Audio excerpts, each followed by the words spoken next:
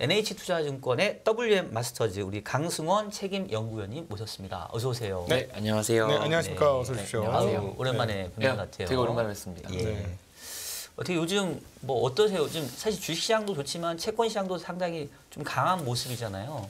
뭐 시장 강하긴 한데 약간 되게 연초 이후에 좀 보면 특징들이 있는 것 같아요. 그러니까 1월 달만 하더라도 저희가 뭐 하드랜딩 얘기가 워낙 강하게 나와서 금리가 급락했다가 2월 달 기억해 보시면 2월 초에 갑자기 나왔던 소비나 CPI가 다 서프라이즈가 나면서 2월 달에 한 달 만에 노랜딩 얘기가 나왔었어요. 그래서 1월 달에 금리 급락, 2월 달에 금리 급등 돼서 3월 달에 되게 중요한 시기였다고 보는 게 시장에서 이게 쇼크가 서프라이즈가 반복되니까 뭐가 맞는지에 대한 방향을 좀 잡기 어려웠는데 일단 3월 달에 나온 지표들 저는 개인적으로 은행 이벤트 리스크는 말 그대로 이벤트 리스크인 것이고 중요하게 봤던 결국 경기 지표들이 사실은 서프라이즈도 쇼크도 아니고 정말 말 그대로 천천히 둔화되는 흐름들이 확인되면서 분명하게 시장은 좀 방향을 잡았다라고 생각을 하고요. 그런 관점에서 되게 조금 나쁘지 않게 시장이 흘러가고 있다. 이 생각입니다. 실제로. 근데 지금 말씀하신 대로 월별로 지금 냉탕 같다 온탕 같다 그러는데 특별히 이번에는 주식시장보다 채권시장의 냉온탕 격차가 잘못 들어갔다는 아뜨거하고 뒤고 잘못 들어갔다는 아차고 해서 냉증 걸릴 상황이고 이랬습니다. 그리고 지난 주말에도 비농업 고용이 발표하면서 채권 금리는 상당히 큰 폭이죠. 그러니까 요즘에 10bp 오른 거를 큰 폭이라고 얘기하기가 좀 무색할 정도로 하루에 뭐 20몇 pp씩 튀는 맞습니다. 날도 많고요. 아직까지 채권 시장이 완전히 안정되지 않은 거 아닐까요? 근데 이게 안정이라는 표현에서 어떤 좀 생각을 하냐면 지금처럼 금리가 아래 위로 변동이 큰 게 어떻게 보면 금리 인상 마무리 국면의 증거기도 해요. 그러니까 예를 들어서 보통 저희가 마지막 금리 인상 시점을 잡아갈 때 단기 금리 같은 경우에는 어쨌든 베이비 스텝으로 움직이면 25bp씩 움직이다 보니까 5냐 5.25냐에 따라서 단기 금리가 막 왔다 갔다 하거든요. 작년 보시면 어떻게 보면 변동성이 아래 위로 없어요. 위로만 주구장창 올랐기 때문에 의외로 변동성 지수만 놓고 보면 네. 올해보다는 괜찮았다고 보이지만 지금은 저희가 위쪽으로만 가는 게 아니라 어쨌든 변동성은 이때 흔히 말하는 특정 지점으로 금리가 수렴해 가고 있는 부분에 있어서 저는 오히려 최근에 금리의 움직임이 어떤 의미로는 금리 인상이 끝나가고 있다라는 증거로 저희는 좀 해석을 하고 있습니다. 네. 박 박사님, 저를 보시면 네. 이 친구 참 주식 보유 편향 되게 심하네 이런 거 느끼신 적 많지 않으세요? 매번 느끼죠. 네.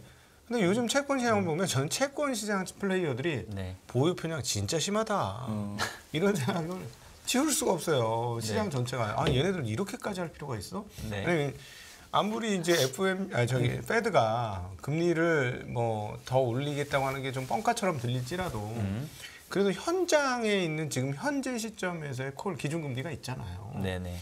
이번 지난주까지만 해도 이게 지금 기준금리에서 상당히 크게 떨어져서 3개월물과 1년물이 움직였습니다. 이게 정상, 저는 비정상처럼 보이거든요. 비보유자로서의 느낌은. 어떻게 한번 생각하세요? 여쭤보시죠. 네. 뭐 이게 어떻게 생각하시나요? 그래서 많이 물어보시는데 한국 같은 경우에는 기준금리 대비 스프레드가 역전이 되더라도 뭐 50, 60까지는 못 가요. 근데 말씀하신 대로 미국은 기준금리 대비 2년 금리가 무슨 100bp씩 네. 내려가 있는 게 말이 되냐 이런 말씀 많이 주시는데 어떤 조금 생각을 해보셔야 되냐면 저희 같은 한국 채권 시장에 참가하고 있는 분들은 사실은 메인 플레이어는 외국인이라기보단 한국인들인 거잖아요. 우리끼리. 그리고 대부분이 리얼머니가 아니에요. 무슨 얘기냐면 자금을 수신해서 투자를 하셔야 되는 분들입니다. 그러니까 기준금리 대비 시장금리가 너무 낮아지면 애초에 저희끼리로는 역캐리라고 하는데 투자를 하기 위해 조달한 금리가 투자 금리보다 높으면 네. 못 사죠. 그러니까 리얼머니가 많이 없고 수신해서 투자해야 되는 이런 시장에서는 네. 말 그대로 20, 30bp 이상 넘어가 버리면 안 하는 게 나아요. 근데 미국 같은 경우에는 메인 플레이어가 누구냐면 사실은 이제 외국인들이 굉장히 많이 들어오잖아요. 네. 그러니까 리얼머니들이 엄청 들어오는데 얘네들이 자금을 조달할 때 실제로 시장에서 수신해서 들어오지 않습니다. 미국 시장에서 수신해서 들어오는 게 아니라 대부분 자국에서 수신해서 들어오는 데다가 미국 같은 경우에는 지금 은행들이 이따가 뭐 차트도 있지만 펀딩 금리가 사실 제로 금리였어요. 예금이 워낙 많아서 지금 자금 조달할 때 들어가는 금리가 거의 제로 수준이거든요. 대형은행들은. 최근에도 얘들 입장 지금 구글에서 보파 같은 미국 1등 은행 데포짓 레이트 쳐보시면 0.01% 정도밖에 안 줍니다. 예금 금리로요. 1%대 아닌가요? 0.0이라고요? 그게 말씀하시는 게 데포짓 레이트가 크게 전축성과 수시, 그러니까 요구불 예금이 있는데 네. 그 합친 평균은 지금 전체 미국 상업은행 전체는 0.37%밖에 안 돼요. 수시 평균이. 입출할 수 있는 게 두 개 다 합쳐서. 그게 가능한가? 거기 역금리인데? 그게 저는 1%대라는 얘기는 들었어요. 굉장히 그러니까 낮다. 1%대, 그러니까 뭐냐면 상위 10개는 거의 0.02, 0.3%밖에 안 되고요. 하위 10개 애들은 인터넷 은행들은 거의 이미 5%대 와 있는데 아무래도 미국 전체 은행에서 상위 저희가 아는 10개 은행이 차지하는 게 거의 한 80%를 차지하니까 뭐 보파나 메릴린치, 골스닥 이런 분들의 데포짓 레이트가 좀 과잉 계상되는 부분이 분명히 있을 겁니다. 이게 기준이 좀 달라요. 크레딧 보시는 분들이 보는 상위 5개, 10개랑 뭐 저희가 FDIC에서 기준으로 하는 상위 25개 되게 다를 텐데 일단은 연준에서 발표하는 미국 상업은행 전체 평균 데포짓 레이트는 0.37%입니다. 그러니까 이게 뭐냐면 흔히 말하는 공짜 돈이 아직도 미국은 좀 있었어요. 그래서 사실은 기준금리보다 이렇게 낮은데 어떻게 이게 받아들일 수 있어? 그분들은 사실은 조달금리가 거의 없었거든요. 그래서 시장의 차이라고 저는 생각을 하고요. 그거를 이게 너무 조금 편향되게 미국 채권 시장이 롱으로 쏠려 있는 거 아닌가. 그것보다는 조달금리에 엄청나게 현격한 차이가 있더라 정도로 좀 받아주시면 될 것 같습니다. 각 국가별로 국채에 대한 수요처가 조금 다를 수 있다. 뭐 이렇게 좀 설명을 해주신 것 같은데, 자, 뭐 일단 우리 각도기님께서는 뭐 합리적인 그런 의구심을 제기할 만하죠. 왜냐하면 사실 이제 어쨌든 오늘 주식 투자자 관점에서도 질문을 좀 여쭤볼 거고, 그 다음에 요즘에 우리 개인 투자자들도 채권 많이 투자하니까 그 채권 투자자 관점에서도 질문을 드릴 텐데, 일단 주식 투자자 입장에서 조금 이 채권 쪽이나 금리에 대해서 궁금한 거는 최근에 시장 상황 보게 되면은 미국 경제에 대한 둔화 우려가 좀 커지고 있잖아요. 근데 그로 인해서 또 금리 인상 중단에 대한 기대가 있으니까 어떻게 보면은 주식 투자자 입장에서는 약간 양날의 검 같은 느낌? 그래서 어느 쪽에 영향력이 더 클까? 이제 약간 이게 좀 고민인 것 같은데, 일단 하나하나씩 좀 따져볼게요. 그 최근에 미국의 그 애틀란타 연은에서 발표하는 GDP 나우 모형을 보니까 1분기 성장률이 예상치가 원래 3.5인가였다가 한 2주 만에 1.5로 훅 떨어졌더라고요.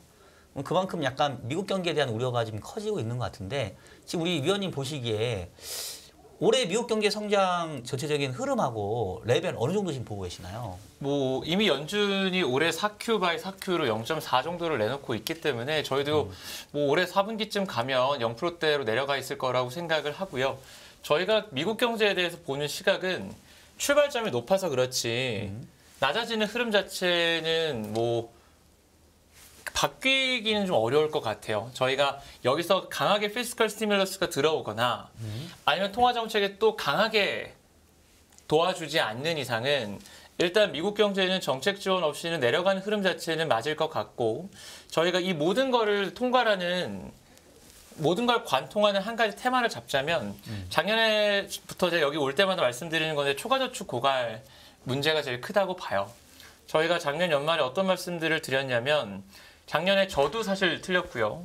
연준도 한은도 물가 전망에 거의 2배 이상 왜 틀렸을까를 곰곰이 생각해 보면 연준의 모델에는 없던 문제가 생겼다. 소비하기 위해서는 일을 해야 되는 것이고 왜? 근로소득이 필요하니까. 근데 작년에 미국의 구매력, 근로소득발 구매력은 2월 달에 피크 찍고 내려왔거든요. 작년에 미국의 노동시장이 강해서 소비가 강했다는 말에 동의하기 어렵다는 말씀을 드렸고, 그 이유는 근로소득 갖고 살 수 있는 물건과 서비스의 총량은 줄었거든요. 근데 작년에 미국 소비는 인라인 정도가 아니라 서프라이즈였어요. 그럼 작년에는 저희가 그동안 알고 있던 경제학적 상식, 벌어야 쓴다가 안 맞았던 겁니다. 그럼 뭐냐? 안 벌어도 쓸 수 있는 것들, 초과저축이 문제였다고 보는데, 조금 좋게 보시는 분들은 올해도 연초에 한 1.2조 달러 정도 저희 하우스가 보고 있는 건 초과저축이 있다고 보고, 가장 최근에 뉴욕 연은이 추정한 게 1.1조 달러를 들고 넘어왔다고 보는데, 그로스로 보면 야, 이 정도면 여전히 많다. 근데 저희가 보는 거는 그 1.1조에서 1.2조 달러의 초과저축을 공평하게 모두가 들고 있으면 오케이인데, 그렇지 않다라는 거죠. 작년 6월 기준으로 소득 하위 50%가 들고 있는 초과저축이 전체 초과저축의 20%밖에 안 돼요. 작년 6월 30일 기준 소득 하위 50%가 들고 있는 초과저축이 3,600억 달러였는데 하반기 중에 초과저축에서 나간 돈이 5천억 달러입니다. 저희는 올해 1분기 중에 미국의 초과저축, 소득 하위 50%가 들고 있는 초과저축은 고갈될 거로 보고 있었고 그래서 어떻게 될 것 같냐? 두 가지. 소득 하위 50%가 차지하는 미국 소비에서의 비중이 30%입니다. 그러면 저희가 작년에 노동 없는 소비가 있었다면 이번에 고용 쇼크 없는 소비 둔화가 나올 거로 봤고요. 두 번째가 더 중요한 건 이제 가난한 사람들은 그럼 빨리 노동시장 들어와야 될 거예요. 그래서 제가 지난주 고용지표 보면서 제일 좀 의미 있게 봤던 게 실업률은 조금 내려가고 신규 고용은 줄어들었으니까 골디락스인가? 뭐 골디락스나 리세션이나 저는 사실은 시간 지나면 어떤 게 정답일지 나올 거고 저희들이 봐야 될 건 제가 준비한 자료 혹시 좀 봐주시면 네. 저는 최근에 제일 중요하게 보는 게 경제활동 참가율과 경제활동 인구 자체가 딱 연초 이후에 조금 의미 있게 반등. 기울기를 좀 키우죠. 예, 각도기를 좀 가팔라지네요. 세우는데 이게 어떤 생각을 하는 거냐면 저희가 작년부터 말씀드렸던 가난한 사람들은 이제 벌어야 된다. 돈을 쓰려면 일해야 된다는 컨셉으로 보고 있고요. 이것 때문에 저희는 결국은 임금 상승률이 완화될 거라고 보고 있는데 여기다가 최근에 저희 하우스에서 주식 전략 쪽에서 썼던 코멘트 중에 의미 있는 게 다음 달이면 이제 트럼프가 예전에 그 만들었던 그 이민자 추방 법안 타이틀 42 이게 폐지가 될 겁니다. 그러면은 지금 이미 제가 알기로 한 200만 명 가량 뭐 들어오게 해달라라고 대기 중인 걸로 알고 있고요. 그러면 소득 하위 50%, 초과저축이 고갈된 사람들과 이민자가 들어오기 시작하면 생각보다 고용시장 정상화는 빨라지지 않겠나라는 게 생각이에요. 그래서 여전히 작년부터 말씀드렸던 건 쇼크가 맞냐, 서프라이즈가 맞냐 이거를 저희가 똑딱이처럼 뭘 하나 고르는 것처럼 매크로를 전망하는 거는 매크로를 전망하는 좋은 관점은 아닌 것 같고요. 작년에 시장을 왜곡시켰던 흔히 말하는 경제학 원론이 워킹하지 않았던 모든 근거라고 하는 초과저축, 프리머니가 사라지면서 정상화되고 있다. 그리고 그것들이 정상화된다는 게 작년에 워낙 강했으니 당연히 둔화 흐름이 이어질 거다라고 저희는 보고 있습니다. 정상화가 된다는 건 저도 전적으로 동의해요. 지금 이제 과열이 시켜져서 정상화되는 거지. 이제 침체를 얘기하기에는 너무 먼 얘기라는 생각이 드는 게 지금 말씀하신 것 중에서 보면 이민자가 200만 명이 들어온다고 해도 지금의 구인자 수와 구직자 수의 격차를 보면 200만 명 들어와도 기업들이 지금보다 훨씬 더 그 구인을 줄이지 않는 한 빈 공간이 남아 있다는 거죠. 지금 구인이 여전히 한 900만 정도 수준이고 구직자 한 600만 정도라고 보면 200만 더 들어와도 물론 줄 거라고 봅니다. 그리고 그게 2분 또는 그 밑으로 갈 가능성도 있다고 봐요.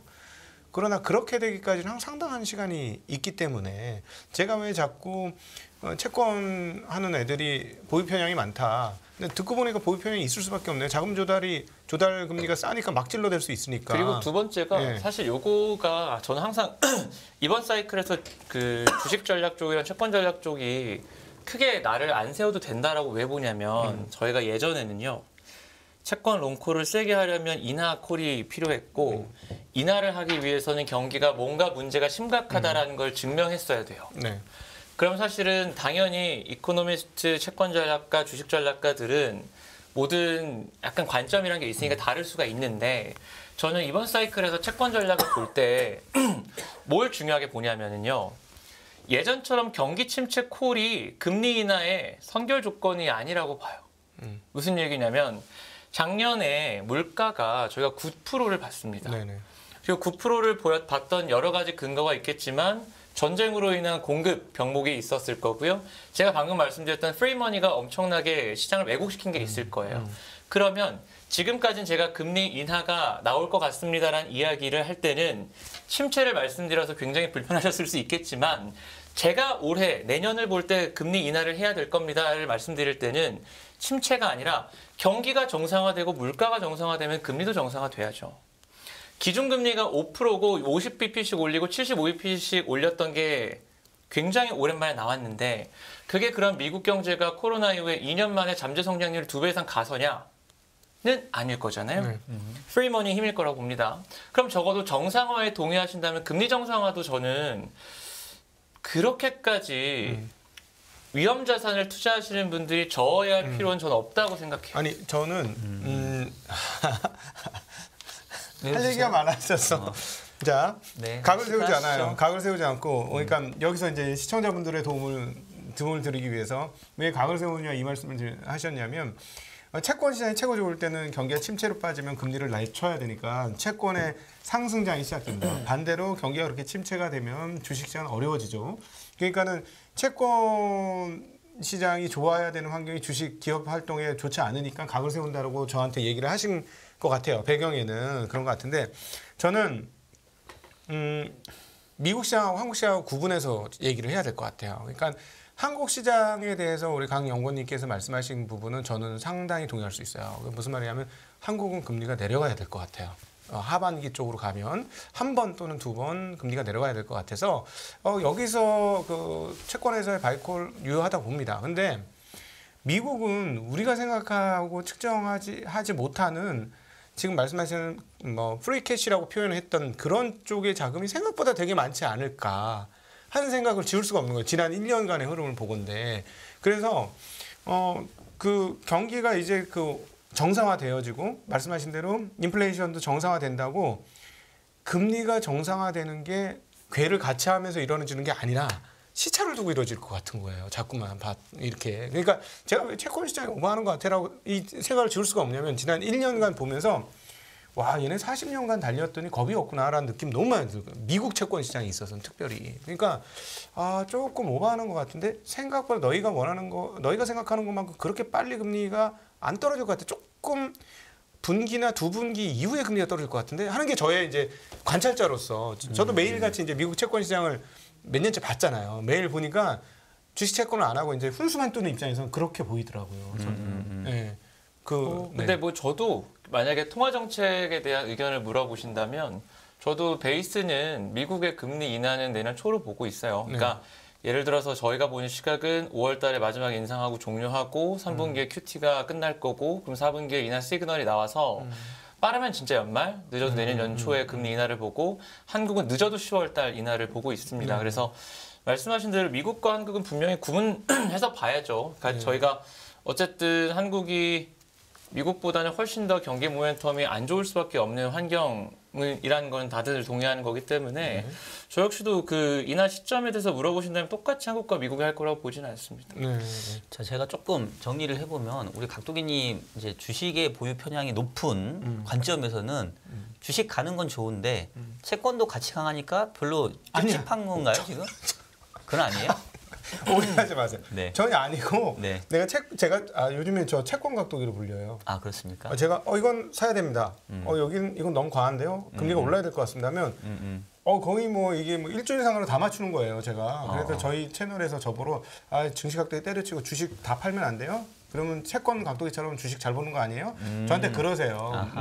그래서 왜 그런 거 봤더니 보유가 없으니까 옆에서 딱 관찰자 입장에서 보니까 가끔씩 FOMC를 너무 기만하기도 하고 지난달에서는 FOMC한테 너무 겁을 먹었더라고요. 그렇게 안 해도 되는데. 그러니까 오히려 채권 시장이 주식 시장보다 더 변동성이 심하고 지금 이제 이해됐어요. 왜냐하면 조달 금리가 낮기 때문에 그렇다. 그러니까 네. 훨씬 더 투기적이에요. 제가 보기에 제 느낌은 주식 시장보다 채권 시장이 투기적이다. 그래서 최근에 미국의 주식 시장은 지난 주말에 그 금리가 한 10bp 이상 단기물 쪽에서 올랐으나 조금 너무 보고 싶은 대로만 보는 거 아닌가 하는 생각이 들어서 보유 편향이라고 말씀드립니다. 오케이. 자 그러면 지금 이제 각도님 보시기에는 최근에 미국 금리가 떨어지는 게 너무 연준의 통화 정책의 변화를 너무 앞서간 것 같다. 이제 이런 그렇죠. 느낌이시라는 거죠. 그거죠. 자 그럼 제가 강 의원님께 한번 여쭤볼게요.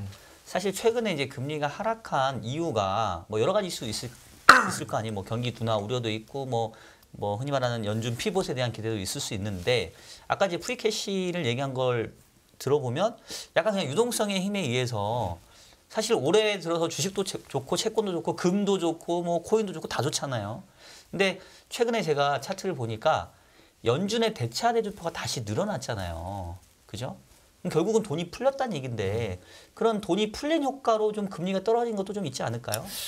근데 그거는 조금 약간 논쟁적인 주제가 될 수도 있는데 이게 대차대조표가 늘기는 했으나 저희가 생각하는 QE는 연준이 네가 갖고 있는 국채 내가 현금으로 바꿔줄게. 그리고 그 한 번 바꾸고 나면 저는 이 돈을 당장 하루 이틀 만에 갚을 일이 없기 때문에 뭐 이거 갖고 실제로 주식도 하고 채권도 할 수 있습니다. 근데 이번에 대차대조표가 늘어난 건 자산단이 아니라 돈을 빌려줄게 해서 돈을 빌려준 거예요. 물론 다행히 지금 최근에 BTFP라고 하는 이번에 신설한 기구 만기 1년짜리에서 돈을 가서 처음에 이 논쟁이 처음 벌어졌을 때가 야 일주일 금요일 업데이트된 거 보니까 연준 갑자기 대체표가 훅 늘었는데 뉴 QE다 얘기 나왔었는데 그때는 하루짜리 자금 공유한 거예요. 제한율 예, 그 디스카운트 윈도우라고 하죠. 네. 그 창구 채널 통해서. 근데 하루짜리 돈 빌려서 주식 채권한다 그건 좀 아닌 것 같고요. 그리고 BTFP 같은 경우에도 돈을 빌린 애들이 대부분 예금 인출 문제 때문에 유동성 확보하기 위해 돈을 빌린 거거든요. 근데 그것 때문에 주식하고 채권한다라고 이야기를 하긴 조금 불편할 것 같고 저는 어떻게 생각하냐면 이번 은행 이벤트에 대해서 돈이 늘었다. 근데 이건 계정이 다릅니다. 은행 이벤트가 발생했으니 who's next? 누구냐? 이게 무섭다. 이거 아닌 것 같고요. 그냥 제가 아까 말씀드렸던 정상화가 은행 쪽 섹터에서도 있을 것 같아요. 그러니까 무슨 얘기냐면 이번에도 차트 잠깐 보여드리면 아까 잠깐 말씀드렸는데 실제로 미국의 FDIC에서 작년 4분기 기준으로 보시면요. 상위 10개 은행들은 예금 금리가 0.02%고 그러니까 작년 12월입니다. 이거는. 작년 연말 기준 하위 10개가 4.2%예요. 그나마 얘들은 기준금리 조금 수렴합니다. 그리고 작년 12월 기준으로 미국 전체 상업은행 평균이 0.35%예요. 자, 아까도 말씀드렸지만 예금 금리가 이렇게 낮다라는 게 어떤 의미가 있냐면 사실 제가 이 자료를 리서치할 때 제일 처음에 갖고 있었던 문제의식은 예금 금리가 왜 이렇게 낮을까에 대한 리서치가 아니라 너무나도 많은 분들이 야 장단기 스프레드가 역전된 지 1년이 넘었는데 왜 침체가 안 와? 그렇죠. 장단기 역전 이제 의미 없어. 증거 아니냐라는 질문 때문에 그것에 대한 답을 찾기 위해서 좀 고민을 하다가 이 자료를 저도 찾은 건데 그러니까 문제의식은 이래요. 저희가 사실은 장단기가 경기 침체를 예측한다고 하지만 조금 더 어드밴스드하게 보면 장단기 역전은 경기 침체를 만드는 힘이 있습니다. 그렇죠. 장단기 역전되면 아까 제가 말씀드렸다시피 금융기관들은 조달금리보다 투자 수익률이 낮아지니까 수익성이 훼손되기 시작하고요. 본인들 수익성이 훼손되면 어떻게 하겠습니까? 제코가 석자인데 실물시장 쪽으로 자금 대출이 안 나가요. 그렇죠. 그러면 돈을 얻기 어려워진 기업들은 투자나 고용을 중지하고 가계는 소비를 둔화하고 침체로 가는 거거든요. 이게 제가 말씀드린 게 연준이 금리를 올려서 의도하는 네. 경기 둔화의 프로세스잖아요. 그렇죠. 근데 왜 투텐이 저렇게 역전된 지 오랜데 안 됐을까를 찾다 보니 전 세계 어떤 기업도 은행도 직접 중앙은행한테 돈을 빌리는 사람 없습니다. 인터미디어리에서 존재하는 게 뭐냐면 은행이잖아요. 네. 근데 봤더니 은행의 님이 님이라고 하면은 이제 장단기 금리 역전됐음에도 순이자 살아있다. 마진. 순이자 마진이라고 하는데요. 은행의 수익성이 오히려 굉장히 좋아지더라고요. 그러니까 무슨 얘기냐면 뭐야라고 찾아보니까 예금 금리가 워낙 낮았던 거죠. 그럼 무슨 얘기냐면 지금 왜 그랬을까를 좀 고민해 보시면 그러니까 모든 게 관통하는 게 프리머니라고 왜 말씀드리냐면 지금 보시는 게 미국 은행들의 전체 가장 긴 시계로 뽑아본 예금 대비 대출 비율입니다. 은행의 레버리지 비율이라고 보시면 될 것 같은데 금융위기 때 QE 하면서 한번 급락, 코로나 때 또 급락. 코로나 때 왜 그랬겠습니까? 정부가 보조금 줄 때 동사무소 와서 현금 받아가세요 하진 않았을 거잖아요. 저희도 예전에 기억하시는 코로나 때 은행에다 돈 꽂아주죠. 그 공짜 돈이 예금으로 들어오니 은행 입장에서는 3조 달러 가까이 공짜 예금이 꽂힌 거예요. 네. 그럼 사실 굳이 예금 금리를 올려서 예금을 유치를 안 해도 기억하시겠지만 작년 10월 달에 저희 우리나라에서 레고랜드 있을 때 돈 확보가 어려우니까 10%짜리 금리 특판 있었어요. 네. 돈이 없으니까. 근데 미국은 3조 달러 공짜 예금이 꽂혀 있었으니 예금금리를 올릴 필요가 없었던 거고요. 지금 보시는 게 사이즈별로 제가 한번 대출 대비 예금 대비 대출 비율 따본 건데 가장 큰 애들, 얘네들은 50%예요, 여전히. 작년 4분기 기준. 얘들은 괜찮습니다. 근데 이번에 터진 SBB가 이 레인지에 있던 애들인데요. 100억에서 2,500억 달러. 얘네들은 이미 코로나 전 레벨까지 왔었어요. 그 얘기 뭐냐면 이번 은행 이벤트 때문에 얘네들은 더 올라가지 않았겠습니까? 얘네들 입장에서는 이제부터 예금 확보가 꽤나 직면한 위기예요. 그러니까 큰 애들은 예금 대비 대출 비중이 낮은데 그 작은 흔히 말하는 애들은 15등부터 네, 네. 한 30등 정도까지는 이제부터는 두 가지를 할 겁니다. 첫 번째가 예금 금리 올릴 거고요. 네. 그것과 함께 대출 줄이겠죠. 그러니까 지금 말씀하신 것 중에 중요한 게 아까 이제 프리캐시라고 불리우는 거 그리고 지금 미국 경기가 와 이렇게 했으면 떨어졌어야 되는데 기준금리가 여기까지 올라갔고 장단금리 역전됐고 이 난리 브루스가 났는데 어떻게 경기가 바삭바삭하게 살아 있어? 이거는 은행이 돈이 넘치기 때문에 예금 조달을 안 했다는 거죠. 그러니까 그죠? 굳이 예금 금리를 올릴 필요가 없었던 거고 예금이 워낙 많이 대출도 좀 쉬웠을 거예요. 그래서 저는 후스 넥스트 다음 은행 어디가 망가질 것 같아라 물어보시면 그건 저는 모르겠어요. 대신 오히려 이제부터 중소형 애들은 대출을 쪼을 테니 걔네들과 거래하는 일반 기업들이 조금 더 문제가 되지 않겠는가 이렇게 좀 말씀을 드리고 지난번 FOMC 때 파월이 뭐라 그랬냐면 근본 이벤트 리스크로 인해서 은행의 그 신용 여건이 타이트해졌고 이게 금리 인상을 대체한다라고 평가를 했는데 저는 그게 바로 대출이 줄어드는 부분을 봐요. 지금 보시는 게 SBB 파산 1주차, 2주차, 3주차 예금 변동과 대출 변동을 가져온 건데요. 심플하게 예금 변동부터 봐주시면요. 저희는 두 가지 시사점을 봅니다. 뱅크런 이슈가 있었잖아요. 뱅크런은 사실 큰 문제는 안 될 것 같아요. 보시면 은행의 예금은 SB 파산 1주차 때는 누가 봐도 플라이트 퀄리티예요. 소형은행에서 나가서 대형은행에 들어갑니다. 근데 두 번째부터는 대형은행에서 자금 나가요. 이건 플라이트 일드라고 봅니다. 다 MMF로 갔을 거예요. 다행히 3주차부터는 조금 반등하기 시작을 해요. 그래서 일단은 예금금리 올라가긴 할 거다. 근데 그렇다고 저희가 일각에서 얘기하는 뱅크런이 또 터져서 은행의 시스템 위기 이것까지는 안 될 거라고 봐요. 근데 진짜 문제는 여기인 거죠. 보시면 소형은행과 대형은행을 나눠놓긴 했는데 합쳐도 SBB 파산하고 지금 2주 연속으로 미국 전체 상업은행에서 대출이 크게 줄고 있거든요. 대출이 준 만큼이 연준의 긴축 효과를 대체한다. 사실 그래서 저는 은행 이벤트 리스크 이후에 금리가 왜 이렇게 빠졌을까라고 보면 심플하게 저희가 예상했던 금리 인상 폭이 있잖아요. 이 중에 일부가 은행의 대출 축소로 대체됐어요. 그러면 터널레이트가 한 5.75 보던 게 은행 대출 줄 거니까 한 50bp 정도 뺄 수 있다. 이걸로 봅니다. 마치 은행의 추가 이벤트 리스크를 걱정한다거나 혹은 부채 쪽에서 돈 빌려준 게 늘어나서 라기보다는 야 터널레이트는 줄어들었겠구만. 요게 전 핵심이라고 보고 있습니다. 여러분 지금 굉장히 중요한 얘기 들으셨습니다. 이거를 금리에 별로 사람들이 관심이 없다 보니까 이거 그냥 넘어가시는데 이거 그냥 넘어가면 절대 안 되는 굉장히 중요한 얘기고요. 투자 시계열에서 돈의 양은 절대적으로 중요한데 지금 대출이 줄기 시작했다는 얘기를 지금 한 거예요. 그동안에 왜 미국 시장이 바삭바삭 좋았느냐? 모두가 경기 침체 오고 뭐 난리 나고 재앙적인 날이 오고 뭐 이렇게 하면 나스닥 7천 간다 막 이런 난리가 났었는데 왜 갔냐? 돈이 있어요. 돈이 넘쳤거든요. 지금 말씀하신 대로 앞서 무슨 얘기를 했냐면 은행이 조달할 필요가 없었다. 돈이 너무 많아서. 그래서 예금 금리를 많이 주고 대출 금리를 적게 받는 일이 없었다. 그러니까 여전히 예금 금리 낮게 받으니까 대출할 수 있는 여건이었던 거예요. 즉 민간에서의 총액량이 줄지 않았다. 근데 그게 지금 변화되기 시작했다. 이번 뱅크런 사태로.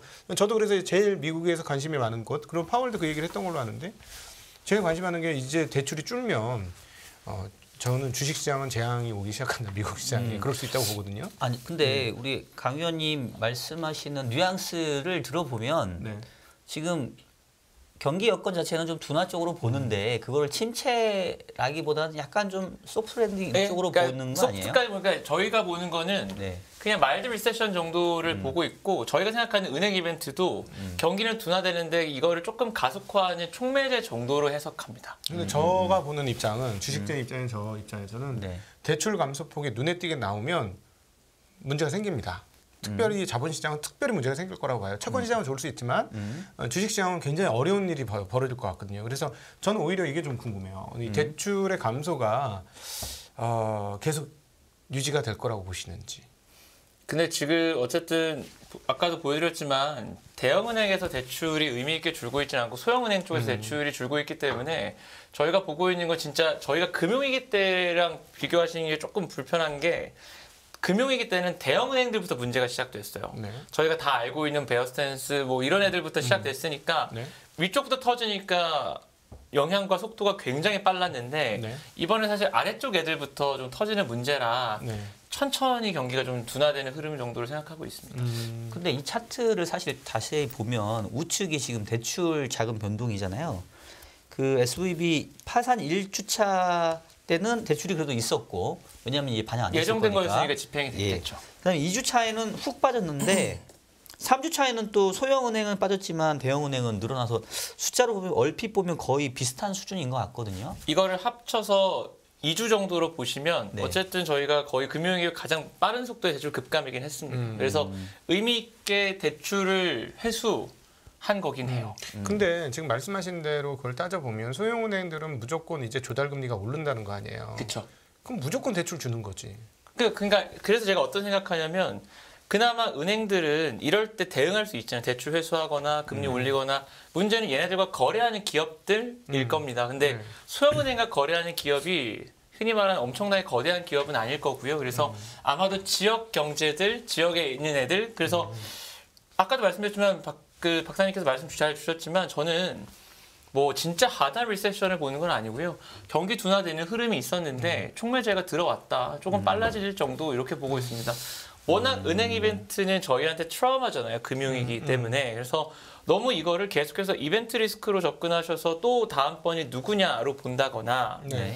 지난번처럼 거대하게 시스템 리스크로 전이되면서 금융시장 리스크 때문에 연준이 어쩔 수 없이 금리를 세게 인하해줄 QE해줄 거라 본다거나 이러지 않아요. 저는 이거를 너무 과대평가하려는 게 아니라 정확하게 좀 숫자를 말씀드리고 소형은행의 대출을 회수하는 게 되면 소형은행과 거래하는 일반채 애들이 더 힘들 거다. 그러면 저희가 지금 보고 있는 뭐 실업률의 상승 혹은 민간 고용의 하락, 소매 판매 둔화 이런 것들이 조금 빨라질 수 있다. 이 정도로 좀 정리하면 될 것 같습니다. 아니 저는 그동안에 나왔던 데이터들 있잖아요. 네, 네, 뭐 네. 제조 지수 무슨 지수 다 해봐도 이게 무슨 리세션이 이게 무슨 침체야. 되게 좋구만.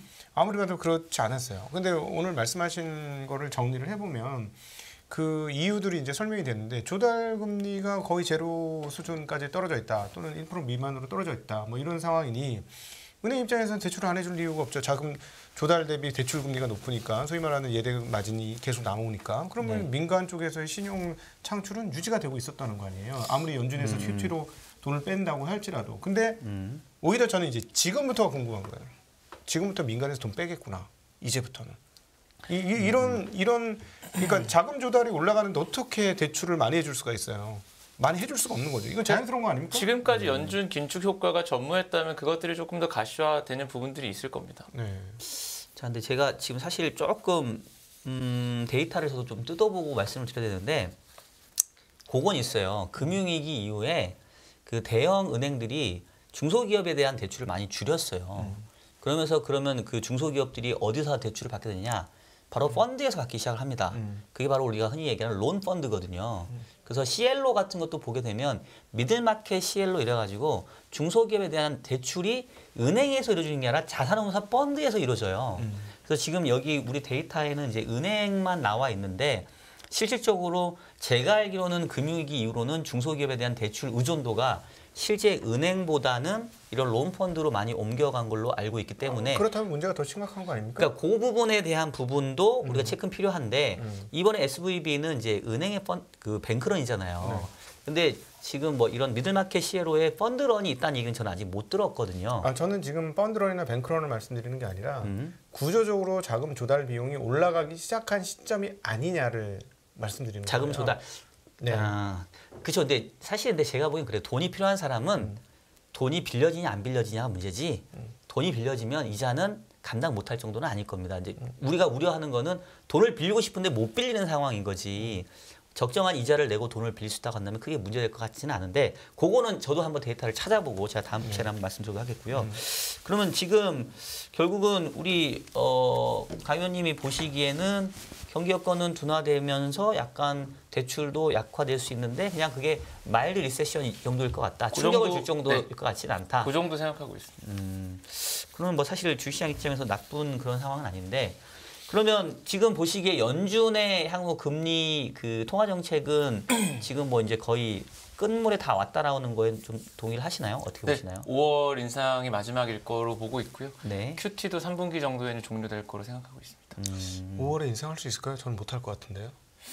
뭐 일단 저희가 가져가는 그 시각 자체가 어떤 게 있냐면 작년에 이미 경기에 대해서는 물가를 잡기 위해서 일정 부분 경기를 희생할 수 있다라는 비하인드 커브 콜을 했었고 저는 사실 지난번 FOMC 때 제일 의미가 있었다고 보는 게 같은 날 파월과 옐런이 둘 다 뭐라 그러냐면 금융 안정 리스크에 대한 평가가 둘이 똑같이 얘기했던 게 문제가 터지면 우린 해결할 힘이 있다. 그 얘기는 뭐냐면 문제가 터지기 전까지는 그것을 근거로 통화 정책을 바꾸지는 않을 것 같다라고 저는 이해를 했거든요. 그래서 감히 제가 5월 FOMC 전에 또 다른 이벤트가 발생하지 않을 겁니다라고 말씀드리기는 어렵죠. 그 부분은 저 다행히 가능성을 열어두고 있어요. 그건 제가 너무 과문하기도 하고 제 영역도 아니지만 근데 만약에 5월 FOMC 전까지 문제가 터지지 않는다면 적어도 연준이 제시한 본인들의 경로는 지킬 거라고 봅니다. 예를 들어서 2018년도 4분기도 기억하시겠지만 그때가 되게 좀 이상했던 게 2018년에 점도표 4번 찍어놓고 QT하니까 다들 되게 힘들어하다가 11월 달에 파월이 아직 기준금리 인상 멀었다 얘기를 한 날부터 한 달 동안 주식시장이 10% 빠져요. 그러니까 다들 12월 FOMC 때 못 올릴 수도 있겠다 했는데 올리고 QT 계속 할 거고 금리 더 세게 올릴 건데 하니까 주식이 더 빠져요. 그러니까 그 다음 주에 문제가 터지고 나서 인내심 문구를 넣으면서 일주일 만에 스탠스를 바꾸거든요. 문제가 터지기 전에 안 할 거냐 문제가 터지고 바뀔 거냐 보면 전 후자 쪽일 가능성이 있다고 봅니다. 그래서 일단은 저희가 베이스로 가져가는 거는 그간의 파월이 지난번에 봐왔던 금리 인상 후반부 마무리 국면에서 어떤 전략을 써왔는가 그리고 이번에 옐런과 파월이 같은 날 문제가 터지기 전까지는 안 바꾸겠다라는 콜을 믿는다면 일단은 저는 5월 달에 한 번 정도 더 올리는 게 점도표에 나와 있으니 그 정도는 하고 이제 마무리를 하지 않을까 이렇게 가져가고 있습니다. 자, 그러면 죄송한데 지금 시간이 다 돼가지고 근데 내일 금통이니까 그거는 한번 네. 좀 여쭤봐야 될 것 같아요. 그러면 한국은행의 통화정책 사이클은 어떻게 보고 계시나요? 일단 인상은 끝났다고 보고 있고요. 사실 사실 끝났다. 이창용 총재도 말씀을 주셨지만 작년에는 경기와 물가 여건도 중요했지만 사실 환율 때문에 금리를 올렸던 부분들이 있는 거잖아요. 네. 그럼 그 부분의 임플리케이션은 뭐냐면 환율 때문에 금리 올린 거면 이미 한국 경제의 체력, 그러니까 경기와 물가 여건보다 이미 기준금리가 너무 높을 가능성이 있죠. 자, 죄송합니다. 말건 죄송한데 마지막 질문. 이게 더 중요할 것 같은데 지금 금리를 못 올린 거라는 거는 오케이인데 그러면 궁금한 거는 언제쯤 인하 사이클로 갈 수 있을 건지 혹시 미국이나 한국. 일단 저는 지난번 인상 사이클 끝날 때를 보시면 어쨌든 QT가 끝나야 금리 인하 얘기가 나오고요. 금리 인하 얘기 나오고 나서 한 분기 안에 금리 인하를 하거든요. 그럼 저희가 보는 시각은 올해 3분기에 QT가 종료되면 4분기에는 인하 콜을 연준이 줄 것 같다. 그럼 한국은행은 적어도 연준의 인하 콜은 보고 인하를 할 것 같아서 저는 한 늦어도 10월 정도 인하를 일단 베이스로 보고 있습니다. 한국의 인하. 한국이 먼저 인하를 할 하고 거다라고 보고 미국은 있습니다. 내년 초 정도 보신다. 금융투자로 돈 벌기 쉽지 않으시죠? 그런데 불가능한 것도 아니죠. 글로벌 IB 트레이더의 눈으로 본 더 넓은 금융의 세계, 그들의 투자의 기술 정말 궁금하지 않으십니까? 여러분들을 응원합니다.